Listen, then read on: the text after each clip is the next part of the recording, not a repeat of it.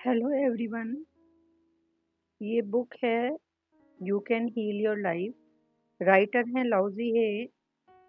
ये इस बुक का 6th एपिसोड है। इसका टॉपिक है resistance to change. I am in the rhythm and flow of ever changing life. Writer कहती हैं कि हम लोगों में चेंज ना कर पाने के या चेंज को रेजिस्ट करने के रोकने के कुछ कारण होते हैं। शायद हम दूसरों की गलती आसानी से देख पाते हैं और उनकी कंप्लेन भी करते हैं, पर खुद में बदलाव लाना काफ़ी मुश्किल होता है।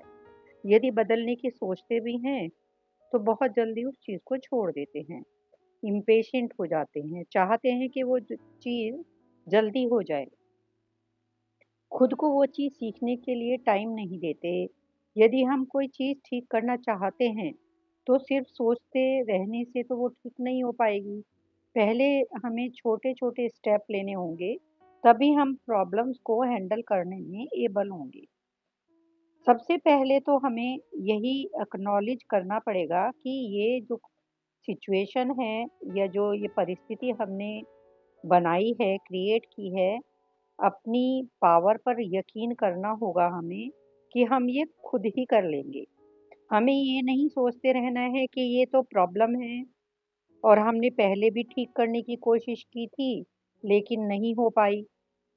उस समय हमने उस प्रॉब्लम को लेकर अवेयरनेस की कमी थी और अब हमें रिस्पॉन्सिबिलिटी लेनी है कि उस पावर को कॉन्शियसली पॉजिटिव वे में यूज़ करके उसे सॉल्व करना है।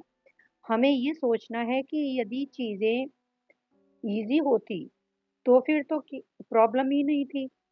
चीज़ें ईज़ी नहीं हैं, तभी तो हम सीख कर आगे उनको और सही करना पड़ रहा है हमको। पिछली प्रॉब्लम से लेसन लेकर आगे उन्हें यूज़ करना है। Lessons can be learned through awareness. Surrender करना या गिव अप करना तो ईज़ी है। हमारे अंदर रेजिस्टेंस डेवलप हो जाता है कि क्यों बदलें। But allow yourself to learn what you need to learn. इससे आगे की जो लाइफ है हमारी वो इजी होती चली जाएगी। अपने अंदर के रेजिस्टेंस को हावी मत होने दीजिए। जो बदलना ही नहीं चाहते, हमको एक्चुअल में दो लेवल पे काम करना है। एक तो लुकिंग एट रेजिस्टेंस और दूसरा है still making the mental changes. यानी हमें खुद को देखना होगा कि रेजिस्टेंस हमारे अंदर कहाँ से आ रहा है। हालांकि हमें जो क्लूज है मिल रहे हैं, हम उस समय बात को बदल देते हैं। तो इससे पता चलेगा कि एक्चुअल में हम बदलना नहीं चाह रहे हैं, हम बात को टॉपिक को चेंज करने में लग जाते हैं। या फिर हम कभी-कभी वहाँ से उठ के चले जाते हैं कि बाथरूम जाना है या इधर-उधर जाना है, या रूम से निकल जाते हैं, इधर-उधर देखने लगते हैं, मैगज़ीन के पन्ने पलटने लगते हैं। उस व्यक्ति से जो हमारे साथ कन्फ्रंट कर रहा है, उससे रिलेशन ही ख़त्म कर देते हैं, उनकी बातों पे ध्यान देना छोड़ देते हैं। ये ऐसे सारे नॉन वर्बल क्लूज़ हैं कि एक्चुअल में हम बदलना नहीं चाह रहे। दूसरा हमारा ना बदलने का जो कारण होता है, हम दूसरों को ये जस्टिफाई करने में लगे रहते हैं कि देखो मेरी वाइफ या मेरा हस्बैंड समझता ही नहीं है, ये लोग मेरा गुस्सा नहीं झेल पाते, लाइक दैट। आई मन मीन इस तरह से एज्यूम कर लेते हैं। कभी हम कोई बहाना बनाते हैं, कभी हम कोई बहाना बनाते हैं और ये कह देते हैं कि मेरा केस अलग है। इस तरह से नहीं होगा, उस तरह से नहीं हो पाएगा। और थर्ड हमारे बिलीफ को जो रेजिस्टेंस का कारण बनते हैं, जो हमें बदलने से रोकते हैं, ये करना सही है और ये करना सही नहीं है। आ, या हम लोगों के बारे में ऐसा बोल देते हैं कि वो लोग इस तरह से बिल्कुल नहीं करते या औरतें ऐसे नहीं करती। मेरा फैमिली का रिकॉर्ड ऐसा है कि इसमें तो कभी किसी ने ये किया ही नहीं, या इस चीज़ को तो करने में बहुत टाइम लग जाएगा, या फिर मैं तो इस बात में बिलीव ही नहीं करता, या मैं ऐसा आदमी ही नहीं हूँ। I mean, we grow up beliefs that become our resistance to changing some of our limiting ideas. और जैसा कि मैंने पहले भी बताया, कुछ रीज़न हमारे होते हैं, हम अपनी पावर दूसरों को या किसी दूसरी परिस्थिति को दे देते हैं और उस एक्सक्यूज़ को यूज़ करते हैं, जिससे कि हमें खुद को बदलना ना पड़े और हम खुद को बदलना नहीं नहीं चाहते। ये लोग चाहते ही नहीं कि मैं बदलूँ, या लोग ऐसे बोल देते हैं सही नहीं है, माहौल सही नहीं है, मुझे अच्छा टीचर नहीं मिला लाइफ में, या मैंने अच्छी किताबें नहीं पढ़ी, ये सब उसकी गलती है, पहले उसे बदलना पड़ेगा। और कोई आपको समझाना चाहते हैं तो आप उनको बोलते हैं, अरे आप नहीं समझते, मैं उन्हें हर्ट करना नहीं चाहता, मेरी अपब्रिंगिंग के खिलाफ है ये बातें, या मेरा रिलीजन अलाउ नहीं करता, या मेरी फिलॉसफी ये सब नहीं मानती। फिफ्थ रीज़न है कि हमें अपने ही बारे में डाउट रहता है कि मैं बहुत बूढ़ा हो गया हूँ, या मैं जवान हूँ, या मैं मोटा हूँ, या मैं पतला हूँ, या मैं पुअर हूँ, या मैं अमीर हूँ। सिक्स्थ रीज़न होता है डिले करना। एक्सक्यूज़ की उनको यूज़ करते हैं डिले को।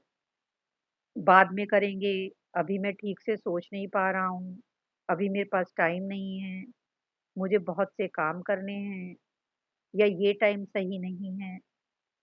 सेवंथ स्थिति होती है कि हम डिनायल में ही रहते हैं कि मेरे में कुछ भी गलती नहीं है और इस प्रॉब्लम का मैं कुछ भी नहीं कर सकता, या शायद प्रॉब्लम को इग्नोर करने से प्रॉब्लम चली जाएगी, या फिर बदलने से भी क्या ही अच्छा हो जाएगा।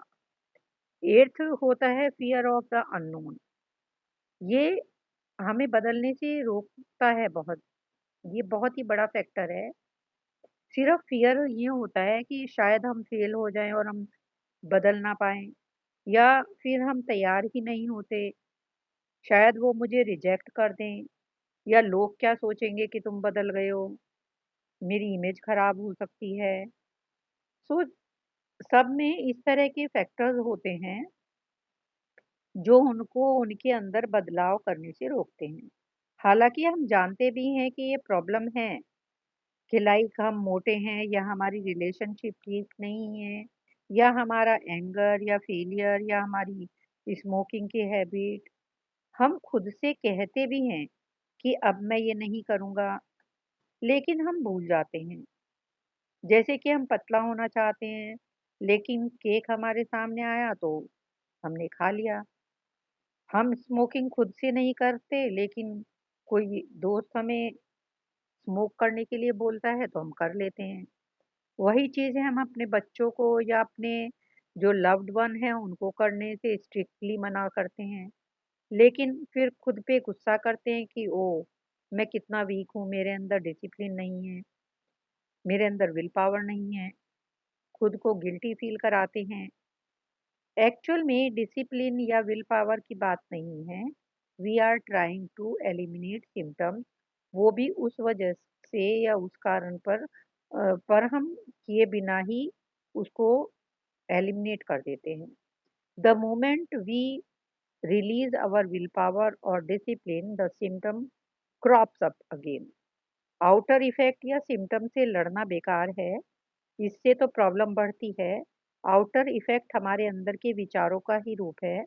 हमें खुद को ये बात कहनी है कि जो चीज़ मुझे रोक रही है, मैं उसे छोड़ूँगा। Like first and foremost, procrastination यानी देरी नहीं करनी है, जो शायद इसलिए होता है कि हम सोचते हैं कि हम में इतनी काबिलियत ही नहीं है। खुद को अंडर एस्टिमेट करते रहते हैं, लेज़ी समझते हैं, खुद को बैड पर्सन समझते हैं। दूसरा लोगों को अच्छा करते हुए देखकर हम जलते हैं, या दूसरों के भाग्य से जलते हैं कि काश मुझे भी ये चीज़ मिल पाती टाइप। इस तरह का रिज़ेंटमेंट हमारी ग्रोथ में चेंज करने में बाधा बन जाता है। थर्ड है खुद को एक बैरियर में हम बांध लेते हैं। लाइक अब मेरी एज ही नहीं रही ये सब करने की। Do it for the fun. I am old. I am fat. तो राइटर कहते हैं कि be kind to yourself, begin to love and approve to yourself. हम थॉट्स के पैटर्न्स को बदल सकते हैं, हम बिलीव्स को बदल सकते हैं। आपको खुद की पावर पहचाननी होगी। In the infinity of life, where I am, all is perfect, whole, and complete. I see any resistance patterns within me only as something else to release. They have no power over me. I am the power in my world. I flow with the change taking place in my life as best I can. I approve to myself and the way I am changing. I am doing the best I can. Each day get easier. I rejoice that I am in the rhythm and flow of my ever changing life. Today is a wonderful day. I choose to make it so. All is well in my world. Thank you so much for listening.